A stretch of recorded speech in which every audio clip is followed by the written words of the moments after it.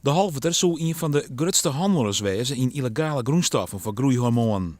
Vrienden weken waard er te maar zijn 41-jarige dochter uit Drachten aanhouden.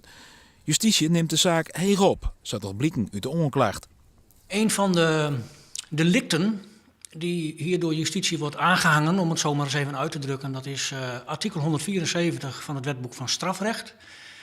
En dat artikel bepaalt dat hij die handelt in waren, wetende dat ze schadelijk zijn voor de volksgezondheid, wordt gestraft met een gevangenisstraf voor de duur van 15 jaren. En dat is natuurlijk een forse wettelijke straf. En concreet zou het daarbij gaan om de stof, ook wel bekend als 17-beta-oestradiol. Het groeihormoon Santium beta-estradiol zou vooral gebruikt worden in de veehouderij en de plomveehouderij. Na inenting binnen kei en hin jeder kleer voor de slacht. Santium beta-estradiol is in Nederland en in andere Europese landen verboden vanwege het zoensgevaar voor mens en beest. De Halveter waard jetter ook alles verdacht van de handel in groeihormonen en doe vrijsprutsen. Zijn advocaat verwacht dat nou weer. Ik ken meneer als een integere handelsman. En niet zo, als de man zoals die nu kennelijk dus wordt geschetst door justitie.